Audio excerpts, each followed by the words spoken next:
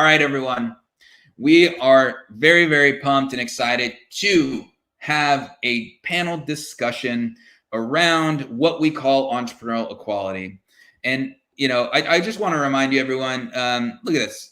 We got Bill Sablon there from Now CFO. What a great partner and sponsor. We're going to hear from their partners, Now Capital, very soon after this. But feel free to continue to use those comments. This event is for you. This is not necessarily for just the presenters. We want you to feel a part of this event. So use those comments, please. All right. And we are ready to bring in back is Elizabeth, and we're going to bring on Diana and Anita, and I'm going to relieve. There we go. Ladies, how are we doing today? Fantastic. Great. All right. I am so excited for you all to join us today. What I would like to do first, before we go into our conversation around our panel discussion around entrepreneurial quality, I would like all of you to introduce yourself. And, we heard from Elizabeth before, but let's go with Anita first. Share with us, introduce yourself. Where are you? And just a little brief, and then we're going to go around a little group conversation here. Yes, sure. So first of all, thank you for having me here. I'm so excited and thankful for being part of such a great event.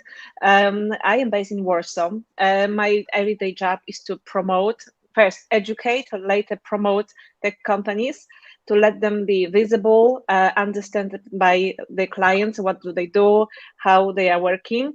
I also run a community of women, strong women in IT, which is now 200 women in our previous report, but in the whole we have 6,000 people interested in what we are doing right now. So this is a great numbers, and our main goal is to simply promote women at C-level and managerial position, because there are a lot of initiatives to promote women, but there are really a few that focus on this top managers who are still need some support and sharing their thoughts. And I am advisors in one of the VC funds from Delaware. So I'm also working with different startups from fintech and crypto from US. So that's it. Thank you. Thank you, Anita. Thank you so much. And Diana, welcome to the conversation. Welcome to Founders Live. And tell us a little bit more about yourself. Hi, everyone. So thank you for having me here. I'm also glad to be a part of Anita's report about strong women in IT. So thank you, Anita, for including me. So I'm Diana. I'm one of the founding partners at Smoke Ventures, and we do pre-seed and seed investments into early stage startups, into software and game dev companies in CE region. And I'm also co-founder of Reactor X, which is acceleration program for early stage startups. We are getting startups from idea stage to the first funding. Very good. And just to clarify, is it Smoke Ventures? Smoke. So Smoke actually is a dragon, but in Polish. So we're looking for dragon companies. So there are unicorns and dragons. Very good. Yeah, thank you. I like that. I like that. All right, everyone, here we go. We just in the last few years, we as Founders Live started to use the term entrepreneurial quality. And those two words are interesting as you put them together. And, the question I like to ask is, what does that mean to you? So Elizabeth, we'll start with you. And, I know that you've come on with Founders Live as a city leader in Poland, and so excited, but, just from what does entrepreneurial quality mean to you? And, how do you strive to bring it forth with Founders Live and the other work you do there in Poland? So maybe I will tell you my point of view, because I know that Anita is going to have longer speech than mine, but personally for me it's giving equality for men and women to have the same possibility when it comes to the job market, different work positions. So I think, and having no biases when it comes to performing different jobs, because women as much as men, they can, maybe not all positions, not all jobs can do the same, but I think we should give a chance to women and men because right now what I observe is like it's many women, they want to kind of fight against men, and I think this is also not the right way. But I think we should respect like and give a chance to women and men to apply to different job position. And this is, short answer from me. I will not develop anything longer for now. Well, this is good. No, look, everyone has their own view on it, and that's the beauty. But really, those two words together, they really mean an important message of what we do call entrepreneurial quality in terms of deserving the opportunity for success. That's really, really important. Anita, let's go with you first, or you next. What are your thoughts on that, and how do you strive to improve it?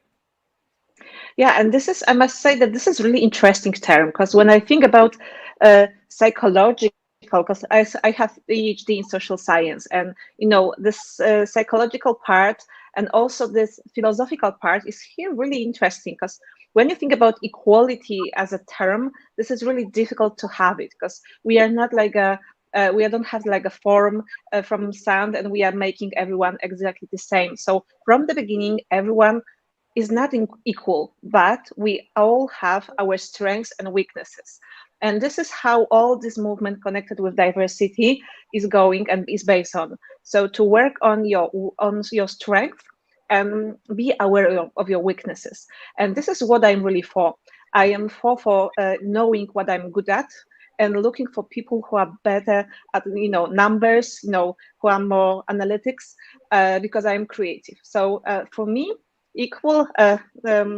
entrepreneurial equity is something really interesting, and I think it still needs to be determined what exactly people think about it, because I think that you have to be smart to fight for your rights, but not maybe fight, maybe just stress things that you are good at, and don't be biased, of course, as Elizabeth said, but also focus on what you can find in others people, to work on your strengths, not weaknesses. So this is for me the main idea, that this is the right, that inside me, that the right approach. Yeah, thank you. I like that. And it is it's amazing, different parts of the world have just a slightly different viewpoints on what this could mean. And that's, again, the beauty of Founders Live. Diana, share with us a little bit your thoughts on the subject of entrepreneurial quality, especially with Smoke Ventures. Mm-hmm. Well, I think Elizabeth and Anita pretty much said it all, but for me, in short, it's leveling up the chances for everyone. It doesn't matter where you come from, who you are, opening possibilities, helping also to see the possibilities for people who don't always think they are open for them, and deleting biases in how we think, how we assess other people, and how we assess startups also that are coming to us. Mm-hmm. Great. And I want to, bring in the next thought and question here around, how do we create more opportunities, not just, not just for maybe the underrepresented, but this is a little bit more shift around now, just opportunities that you're all seeing, especially in you all are over there in Europe, and I'm over here in the United States, and there might be some different shifts and movements and opportunities, but how do we create more, whether it's from the venture side that you're doing or others. But Elizabeth, let's share with you first, maybe even wrap in what some of the things that you all are doing over there to help early stage companies and startups grow. Well, so I think when it comes to creating more opportunities, I will steal something from one of the core values that Founders Life presents, and it's like one of them is respect for authenticity, and I think this is something that opens us on different people. So, like, without any bias, we create different opportunities, create more opportunities for people. So when we're authentic, I think other people can also feel this. There is no any fake things, and I think this is something that when we are open with each other, at the same time we are able to create something better. There is a synergy and other things. And also the other thing is what I like to do, and I do naturally, it's like give first quality. Like giving first is something that not many people, I mean, I think startups in general, they are like more open because, you know, they are looking for different possibilities. But when you go to different, you know, highly, I would say, highly succeeded, I don't know if such a sentence exists, but like if you go to some of the people, they look at you and they already calculate if it's worth it to be your friend, to make a deal with you, and like, you know, and making like such an intro. Like, for example, I represent also startup Hansa, and it's sometimes voluntarily work. So whoever will contact me, I don't calculate if there will be any business, but you know, if somebody needs somebody from local ecosystem players, I just connect with them. So if I know I can help, I can help. So I think giving first quality, this is something that opens up, open us and open to different opportunities. Yeah, thank you. Yeah, I love how you wrapped in the core values, and you know that's why they're there. That's why they're there. Anita, your thoughts on, you know, just really, you know, how do we open more opportunities, expand, really help early stage companies continue to grow? Yeah, absolutely. I believe in the idea of pay it forward. This is something that truly resonates with me. And I think that everything in the universe simply comes back to you. Maybe not in deals, but in great feelings, in simply new network. But when it comes to simply women, because this is a subject that I'm strictly deep dive and go deeper each year. Last year, we created a report, and this is unfortunately still in Polish, but next year we'll be having this in English. It is Strong Leaders Create an IT. So it was about what exactly companies are doing to support, to help women grow their career and business. And we discovered that there are four sections where companies can focus on when it comes to employing women and helping them grow. And this is recruitation. So how do you prepare all those projects connected with how you find your people, how you create advertisement and all this information that you are looking for someone. Education, so how you put information about how to educate those women, whether you have some certain programs, mentoring, leadership, etc. How career path, so whether you know how to lead this woman, and extremely important for me, maternity and taking care of others. So what exactly companies are doing to help women grow, and I think this is absolutely crucial. To have such a policy insight to, by these processes, by this structure, help them. But when it comes to women in business also, I think that's such an initiative that we are doing through women to let others share their thoughts, learn from peer to peer how they life hack different things, how they are working, how they're doing. Just this common sharing your knowledge, and this is what exactly you are doing with your community, which I'm really grateful for such an initiative and projects, and thank you for doing this. Also, sharing your experience is crucial to because it's helped us to resonate, to find ourselves in a situation that someone is holding or having. So I think that's the crucial part here. Yeah. Perfect. Thank you, Diana. How do you view, in terms of opening up other opportunities, and especially with Smoke Ventures over there? What are your thoughts on that topic? Yeah, so I would get back a bit into the history, because before Smoke, we created Reactor, which is like a startup hub in Warsaw.